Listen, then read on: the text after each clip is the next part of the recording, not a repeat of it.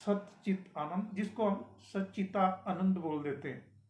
तो सत्य का अर्थ हो गया कि बाकी जितना भी ब्रह्मांड है ये असत्य है। मतलब असत्य का अर्थ है कि आज है कल नहीं है। जैसे हम एक बच्चा पैदा होता है, कल को वो युवक हो गया, परसों को वो जो है वृद्ध अवस्था में आ गया और कुछ समय के बाद उसका अस्तित्व ही खत्म हो गया।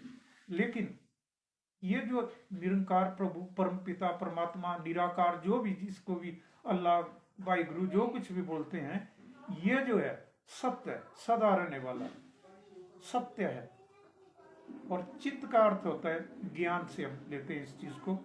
ज्ञान जो है इस परमपिता परमात्मा का, कि ये चीज जो है ज्ञानवर्धक भी है, क्योंकि जो भी प्राणी इसने बनाया है सबको जो है इसने ज्ञान बख्शा हुआ है। ऐसा नहीं है कि गाय जो है घास की बजाय पत्थर खाना शुरू कर देगी, ऐसा कदापि नहीं हो सकता। या कोई जो है बकरी घास की बजाय मांस खाना शुरू कर दे, ऐसा नहीं है। सबको बोध कराया हुआ है, ज्ञान दिया हुआ है इसने, इंद्रियां दी हुई है। तो उनके हिसाब से ही जीव जो है अपना अपना जो है भरण पोषण करता है। और तत्पश्चात जो है आनंद, ये विषय जो है अध्यात्म का है जी। आनंद का अर्थ केवल इतना नहीं है कि बहुत सारा धन अर्जित कर लिया, बैंक बैलेंस बना लिया, बहुत सारी गाड़ियां लंबी लंबी खरीद ली, बड़ी बड़ी बिल्डिंगें बना ली, नहीं। आनंद का अर्थ होता है कि एक रस, मतलब इस चीज की अनुभूति हो गई इस परमपिता परमात्मा की। तो जैसे आप जिन्हें देखे होंगे कि कोई संत महात्मा होते हैं, वो उनके पास कुछ भी नहीं होता, जो तन पे जो है कपड़े पहने होते हैं, और खाने के लिए भी उनके पास कोई जो स्टोरेज की व्यवस्था नहीं होती, लेकिन वो आनंद मगन रहते हैं। हाँ, बोलने का मतलब एक सन्यासी है, उसके पास जो है एक चोला, सिंगल चोला लेके चला है जी। ना उसके पास कोई धन है, ना उसके पास कोई मकान है, ना वाहन है, कोई संग्रह की चीज। हाँ, फिर भी अपनी मस्ती में चला हुआ है, देव स्थानों में चला है, कहीं पहाड़ों में चला है, तपस्या में लीन है, भक्ति में लीन है। तो आनंद का मतलब जो असली मजा है वो अपने चित्त और मन से। बिल्कुल।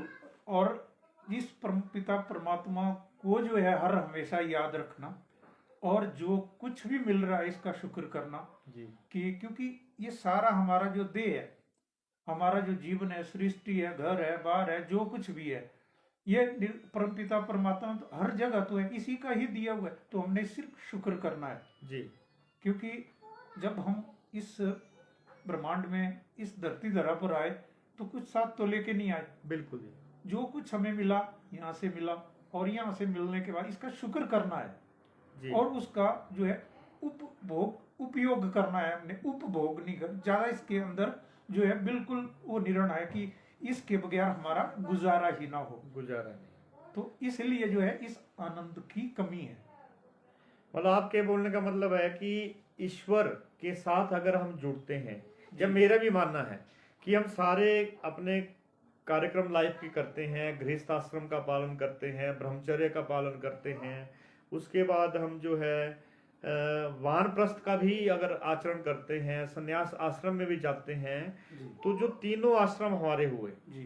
एक तो चलो चर्चा का विषय चल रहा है, तो जो शब्द आ गया कि सबसे पहले इंसान पैदा होता है जी, उसके बाद जो है ब्रह्मचर्य का पालन करता है जी। मतलब 22-25 साल की एज तक है, जो हमारे ऋषि मुनियों ने रचा हुआ है। बिल्कुल, स्कूल जब पाठशाला में जाते हैं, पढ़ाई पूरी करते हैं। मतलब एक हमने मतलब एक विद्यार्थी है, उसने 20-25 साल की उम्र तक जो है ब्रह्मचर्य का पालन किया, अपनी शिक्षा दीक्षा ली और डिसिप्लिन सीखा और अपने को जो है इम्प्रूव किया, मतलब एक समाज में रहने के लिए। हाँ, अपनी आत्मिक विकास भी हुआ। समाज के साथ साथ अपने आत्मा का विकास भी होता है जी। उसके साथ क्या हुआ कि जो उसके बाद हम उसका शादी विवाह करते हैं तो गृहस्थ आश्रम में परिवर्तित होता है। तो गृहस्थ आश्रम का पालन करेगा, मतलब जो है आगे अपनी जनरेशन को बढ़ाएगा, उन्हें परिपूर्ण करेगा, उन्हें अच्छा शिक्षा दीक्षा देगा। ये गृहस्थ है, बिल्कुल 50-55 की उम्र तक रहता है। अब देखिए यहाँ पे क्या मिस्टेक होती है, जो मेरा मानना है कि जब व्यक्ति आज की डेट में कलयुग की बात करते हैं या आज के समय की बात करते हैं, तो 55-60 में व्यक्ति रिटायर होता है जी। तो जो रिटायरमेंट एक अवधि है, इसके बाद का जो काम है, जो रिटायरमेंट के बाद का जो ऑप्शन रहता है, वो वैसे तो पुराने अनुसार जो था कि कोई भी व्यक्ति होता था वो अपना सारे कार्यक्रम कंप्लीट करके जो है वानप्रस्थ हो जाता था जी। ऐसा ही हमारा मानना है, हमारे शास्त्रों में विदित है। तो वानप्रस्थ में क्या करता था, वो समाज से जुड़ता था। वानप्रस्थ का जो असली अर्थ था वो था कि अलग अलग जगहों पे भ्रमण करना और अलग अलग जगहों पे लोगों का, जो भी समाज के अन्य व्यक्ति जुड़े होते थे, उनका जो है कल्याण करना, उनसे जुड़ना, उनकी जो जीवन शैली है उसमें कौन सी कमी है उनको परिपूर्ण करना, ऐसा ही वानप्रस्थ की रचना है। और उसके बाद जो संन्यास आश्रम था, जो चौथा हमारा आश्रम आता है, संन्यास आश्रम का आता है कि वहां पे प्रभु भक्ति सर्वोत्तम थी। तो आज के थोड़ा समय परिवेश में जो है कि व्यक्ति बिल्कुल ही संकुचित सोच का हो गया है, वो अपने गृहस्थ आश्रम से बाहर आ ही नहीं पाता।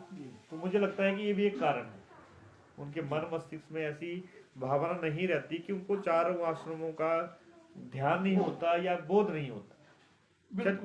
तो मेरा इस तरह से मानना है कि इस तरह से भी अगर व्यक्ति इन चारों आश्रमों को समझे और अपने कर्तव्यों का सही मायने में निर्वाह करे तो ईश्वर की भक्ति भी हो जाती है, समाज के काम भी हो जाते हैं, अपना गृहस्थ भी अच्छा चलता है और बाल्यकाल भी बढ़िया होता है। बिल्कुल।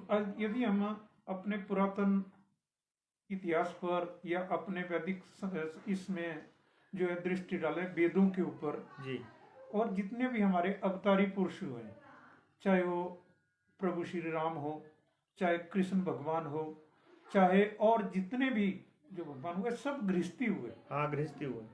कोई ऐसा नहीं था जो कि बाहर से आया और वो डायरेक्ट जो है जंगल में गया हो। जी, उन्होंने यही उपदेश दिए हैं कि हमने गृहस्थ में रहना है और गृहस्थ में रहते हुए हमने अपनी जिम्मेवारियों का निर्वाह भी करना है, लेकिन जो है उसमें आसक्त नहीं होना है।